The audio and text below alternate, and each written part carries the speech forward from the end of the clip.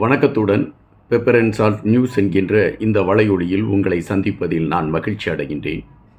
இந்திய பிரதமரின் இலங்கை விஜயம் பல அதிர்வுகளை ஏற்படுத்தி இருக்கிறது என்பது ஒருபுறம் சொல்லக்கூடிய அதே வேளையில் இம்முறை இந்திய பிரதமர் இலங்கைக்குள் எடுத்த நகர்வுகள் அனைத்துமே இந்திய பாதுகாப்பிற்கு முதன்மை கொடுக்கக்கூடிய ஒரு களத்தை முன்னிலைப்படுத்தி கொண்டு பயணித்திருப்பதாகத்தான் நம்மால் யூகிக்க முடிகின்றது. தமிழ் தலைவர்கள் சந்தித்த விடயங்களும் தமிழ் தலைவர்கள் எடுத்து வைத்த கருத்துகளும் 13வது சட்ட திருத்தத்தை மையப்படுத்திய நகர்வுகளுக்கு ஒரு முன்னுரிமை கொடுக்கப்படும் என்று இந்தியாவின் சார்பில் உத்தரவாதம் வழங்கப்பட்டது என்று சொல்லப்படுகின்ற தகவல்களும், அல்லது இந்தியா இந்த முறை தமிழர்கள் விடயத்தை குறித்து எதுவுமே பேசவில்லை, ஒவ்வொரு தமிழ் தலைவர்களும் தங்களுடைய கனவு இன்பத்தை காண்கிறார்கள் என்று அமைச்சர் ஒருவர் குறிப்பிட்ட கருத்துகள் உண்மையிலே இவைகளிலே பல விதமான விவாதங்களை அவைகள் எழுப்பியிருக்கிறது என்பதுதான் நிஜம். இந்திய பிரதமரின் இம்முறை இலங்கை விஜயம் மிகவும் பரபரப்பாக பேசப்பட்டது என்பதை விட பல விடயங்கள் உன்னிப்பாகவே பார்க்கப்பட்டது. அனுரா அவர்களை மேடையில் வைத்துக்கொண்டே இந்திய பிரதமர் தமிழர்கள் விடயத்தை மையப்படுத்திய செய்திகளுக்கு முனைப்பு கொடுத்து பேசிய விடயமும், மலைவாழ் தமிழர்களுக்கு இந்திய அரசின் சார்பில் ஒதுக்கப்பட்டிருக்கக்கூடிய வீடுகள் மையப்படுத்திய கருத்துகளும், கிழக்கு பகுதியின் அபிவிருத்திக்காக இந்திய சார்பில் ஒதுக்கப்படுகின்ற நிதி சார்ந்த விடயங்களும் மிகவும் பரபரப்பான ஒரு களமாகத்தான் இவைகளெல்லாம் பேசப்பட்டு கொண்டு இருந்தன. அதுபோல இந்தியா இலங்கைக்குள் எடுத்திருக்கக்கூடிய பாதுகாப்பு விடயங்களை மையப்படுத்திய நகர்வுகள், அல்லது இராணுவம் சார்ந்த கட்டுப்பாட்டுக்குள் இலங்கையை மையப்படுத்தி இந்தியா எடுத்திருக்கக்கூடிய நகர்வுகள், இவைகள் சிங்கள தலைவர்களிடம் ஒரு பெரிய தாக்கத்தை ஏற்படுத்தி இருக்கிறது என்பதும், சிங்களத்தை பொறுத்த மட்டில், அதாவது இலங்கையை பொறுத்த மட்டில் சீனாவையும் இந்தியாவையும் இணைத்து பயணிக்கக்கூடிய ஒரு களத்தை தான் இதுவரை எடுத்துக்கொண்டு இருந்தது என்பதை இந்த ஆட்சியில் இருக்கக்கூடிய அனுரா அவர்கள் புரிந்து கொள்ள வேண்டும் என்று சிங்கள தலைவர்கள் பதறியதையும் நாம் இங்கு பார்க்கக்கூடிய ஒன்றாக இருக்கின்றன. இதே வேளையில் தமிழ் தலைவர்கள் சந்தித்த விடயமும், தமிழ் தலைவர்களிடம் இந்திய பிரதமர் எடுத்து வைத்த கருத்தாக்கங்கள் என்ன, அதில் பேசப்பட்ட விடயங்கள் என்ன, அதில் சொல்லியிருக்கக்கூடிய தகவல்கள் என்ன போன்ற பல விடயங்களும் சார்ந்த கருத்துகளும் இப்பொழுது பரபரப்பாக பேசப்பட்டு கொண்டு இருக்கின்றன. அவைகளை குறித்த செய்தியாக்கங்களை நாமும் தெரிந்து கொள்ள வேண்டியது கடமையாக இருக்கின்றது. அதன் அடிப்படையில் இந்த காணொலியில் அது சார்ந்த கருத்துக்களை பதிவிடுகிறேன். எங்களுடைய இந்த வலையொலிக்குள் நீங்கள் செல்வதற்கு முன்பாக எங்களுடைய இந்த வலையொலியை பகிர்ந்தளியுங்கள். நாங்கள் வெளியிடக்கூடிய காணொலிகள் உங்களை வந்து அடையும். அனுரா ஆட்சியிலே இருக்கக்கூடிய கடற்தொழில் அமைச்சர் சந்திரமோகன் அவர்கள் ஒரு கருத்தை எடுத்து வைத்திருக்கின்றார்.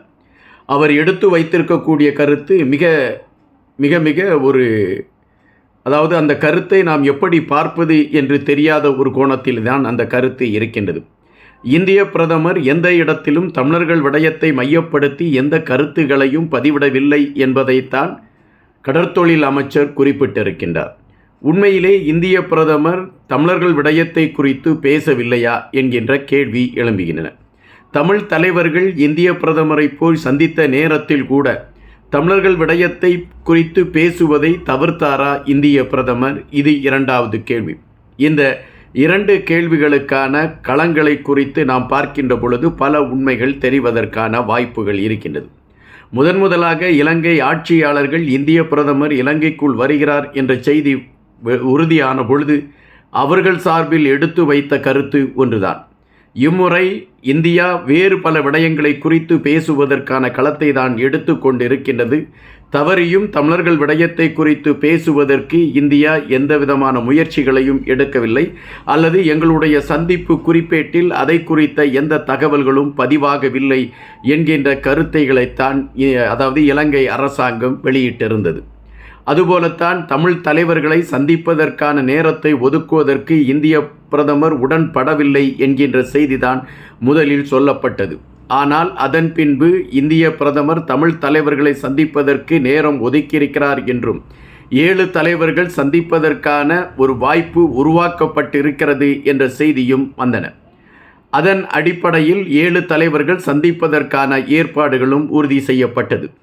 இதே வேளையில் இலங்கைக்குள் விஜயம் செய்திருந்த இந்திய பிரதமர் தன்னுடைய பாதுகாப்பு விடயத்தில் முதலில் தீவிர கவனம் செலுத்தியிருந்தார் என்பதை அங்கு நடந்த நிகழ்வுகள் மூலம் நம்மால் புரிந்து கொள்ள முடிகின்றது. இராணுவ அணிவகுப்பு இராணுவத்தின் கட்டமைப்புகளை பார்ப்பதற்காக இந்திய பிரதமர் பயணித்த அந்த வேளையில் கூட இந்தியாவின் உயர் அதிகாரிகள், இராணுவத்தை சார்ந்த உயர் அதிகாரிகளுடைய கட்டுப்பாட்டுக்குள் தான் அனைத்து இடங்களும் இருந்தது என்பதுதான் பதிவு. காரணம், கடந்த ராஜீவ்காந்தி அவர்களுடைய காலத்தில் நடந்த ஒரு சம்பவத்தை மையப்படுத்தி இம்முறை இந்திய இராணுவத்தை சார்ந்தவர்கள் மிக தீவிரமாக பாதுகாப்பு விடயத்தை கட்டி அமைத்திருந்தார்கள் என்பதை நாம் இங்கு பதிவு செய்ய வேண்டியதாக இருக்கின்றது. அதுபோல இந்திய பிரதமர் தமிழ் விடயங்களை குறித்து பேச மாட்டார் என்ற செய்தி வந்த அதே வேளையில் இந்திய பிரதமர் தமிழர்களுடைய அபிலாசைகளை தீர்ப்பதற்கான களங்களையும் அதற்கான கதவுகளையும் திறந்து வைத்து கொண்டு இந்தியா இருக்கிறது என்கின்ற கருத்தை பதிவிட்டது மட்டுமல்லாமல் செய்தியாளர்களை சந்தித்த பொழுது தமிழர்களுக்கான அபிலாசைகள் நிறைவேற்றப்பட வேண்டும், அவர்களுக்கான உரிமைகள் கொடுக்கப்பட வேண்டும், அதற்கான களத்தை இந்த அரசு எடுக்க வேண்டும் என்பதில் நாங்கள் உறுதியாக இருக்கிறோம் என்பதை திட்டவட்டமாக அறிவித்து தமிழர்கள் விடயத்தை குறித்தும் பேசப்பட்டு இருக்கிறது என்பதை வெளிக்கொண்டு வந்தார். அதுபோல தமிழ் தலைவர்களுடைய சந்திப்பு, இந்த தமிழ் தலைவர்களுடைய சந்திப்பை மையப்படுத்தி அனுரா அரசாங்கத்தின் சார்பில் எடுத்து வைத்திருக்கக்கூடிய கருத்து வேறு விதமாக இருக்கின்றது. அனுரா அரசாங்கத்தின் சார்பில் எடுத்து வைத்திருக்கக்கூடிய கருத்து, தமிழ் தலைவர்களை சந்தித்த இந்திய பிரதமர் எந்த விதமான தமிழர்களுக்கான உறுதிமொழிகளை, தமிழர் பிரச்சனைகளுக்கு எந்த விதமான ஒரு உறுதியையும் அவர் கொடுக்கக்கூடிய களங்களை எடுக்கவில்லை, இல்லை தமிழர் பிரச்சனையை குறித்து அவர் எந்த விதமான பேச்சுகளையும் எடுக்கவில்லை என்கின்ற கருத்தை பதிவிட்டிருக்கின்றார்கள்.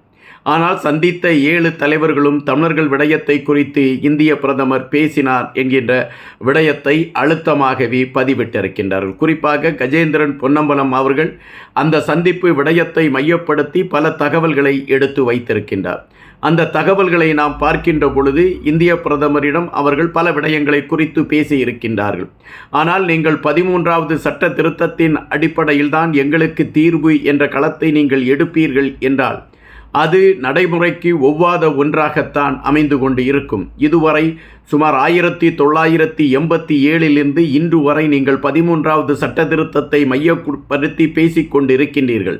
ஆனால் இலங்கை அரசாங்கம் அதற்கான களத்தை எடுத்திருக்கிறதா என்றால் இல்லை. ஒவ்வொரு முறையும் தட்டி கழிப்பதிலே மிக கவனமாக செயல்பட்டு கொண்டு இருக்கின்றது. ஒற்றை குடியாட்சிக்குள் எங்களுக்கு சமஷ்டி முறையில் தீர்வு எழுதப்பட வேண்டும் என்பதை மையப்படுத்தி கஜேந்திரன் பொன்னம்பலம் அவர்கள் கருத்துக்களை பதிவிட்டதாக அவர் குறிப்பிடுகின்றார். அதுபோல இந்தியாவின் பாதுகாப்பை நிலைநிறுத்துவதற்கு வடக்கு கிழக்கு பகுதி உங்களுக்கு எப்பொழுதும் துணை நிற்கும் என்கின்ற உறுதியையும் தமிழ் தலைவர்கள் சார்பில் வழங்கப்பட்டிருக்கிறது என்கின்ற செய்திகள் சொல்லப்படுகின்றன. ஆனால் இந்திய அரசாங்கத்தின் செய்திக்குறிப்பு, இந்திய அரசாங்கத்தின் சார்பில் சொல்லப்படுகின்ற செய்தி, அல்லது அவர்களால் வெளியே கொண்டு வந்திருக்கக்கூடிய செய்தி, 13வது சட்ட திருத்தத்தின் அடிப்படையில் தமிழர்களுக்கான தீர்வு கிடைப்பதற்கான களங்களை எடுப்பதற்கு அனுரா அரசாங்கம் முனைப்பு காட்ட வேண்டும் என்கின்ற நிலைப்பாட்டை உருவாக்குவதற்கான அனைத்து விடயங்களையும் இந்தியா எடுப்பதற்கு தயாராகி கொண்டிருக்கிறது என்கின்ற செய்திகள் வந்து கொண்டிருக்கின்றன.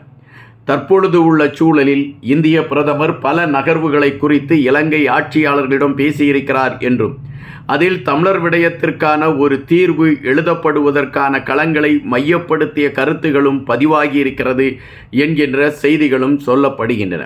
இலங்கையை முடித்துவிட்டு அதே கோணத்தில் ராமேஸ்வரத்தில் இருக்கக்கூடிய பாம்பன் பாலத்தை திறப்பதற்கான களத்தை எடுத்துக்கொண்டு இந்திய பிரதமர் ராமேஸ்வரம் வந்திருக்கக்கூடிய அந்த களத்தில் அவர் அங்கு உரையாற்றிய நிகழ்வில் கூட ஆண்டு கொண்டு இருக்கக்கூடிய ஆட்சியாளர்கள், அதாவது தமிழகத்தில் ஆண்டு கொண்டு இருக்கக்கூடிய ஆட்சியாளர்களை மையப்படுத்திய கருத்துக்களை அவர் மிக காட்டமாக எடுத்து வைத்திருக்கிறார் என்பது ஒருபுறம் இருக்கக்கூடிய அதே வேளையில் தமிழ் மக்கள் சார்ந்த ஒரு களத்தை உருவாக்குவதற்கு நிர்மலா சீதாராமன் அவர்களை மையப்படுத்திய ஒரு முயற்சிகள் எடுத்துக்கொண்டு இருக்கிறது என்றும் அதன் அடிப்படையில் தமிழர்கள் சார்ந்த பல விடயங்களை தீர்ப்பதற்கான களத்தை எடுப்பதற்கு மத்திய அரசு தீவிரம் காட்டிக்கொண்டிருக்கிறது என்கின்ற ஒரு அறிகுறி நமக்கு இப்பொழுது தென்பட தொடங்கி இருக்கின்றன. இன்னும் பல செய்திகளோடு உங்களை சந்திக்கின்றேன். நன்றியுடன் இன்பா.